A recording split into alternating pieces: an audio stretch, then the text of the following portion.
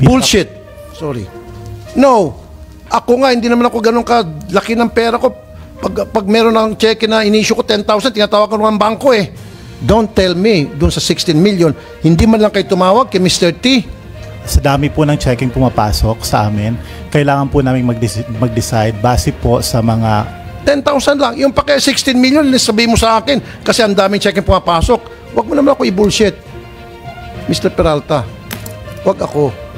kanino po ang payan ng cheque. At kung Sir, again, another bullshit. Regardless kung anong circumstances, regardless kung anong araw, regardless kung para kanino, etc., etc., pag sinabing you have to make a call because that's a policy dahil sa amount na yan ay malaki o na-reach na yung threshold, you have to make that phone call.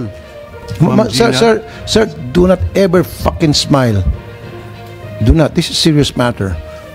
So, imbis na action na ng tanggapan ni Mr. Fabian D, yung complaint mo, pinasa ka pababa sa customer care. Via email pa. Through email pa. Yun lang. I apologize if that is the impression, Your Honor. No, that's not the impression. That's what happened. That's not the impression. No, don't give me those legal technicalities. No. That's not the impression. That's what happened exactly. When you say impression, hindi pa totoo. Parang opinion lang. Hindi eh. It's a fact. I'm stating fact here. The lady here from Metrobank cannot tell me that the impression, it's not an impression, attorney. The fact remains that you gave full access to my stepchildren and you did not give me that accord. Or to someone who is not authorized to get information on the deposits. Okay, bakit yung ibang heir na allow na makapag-withdraw? Bakit siya hindi? Equal dapat yan. Hypothetically, Your Honor, no one will be able to withdraw. Exactly. So death.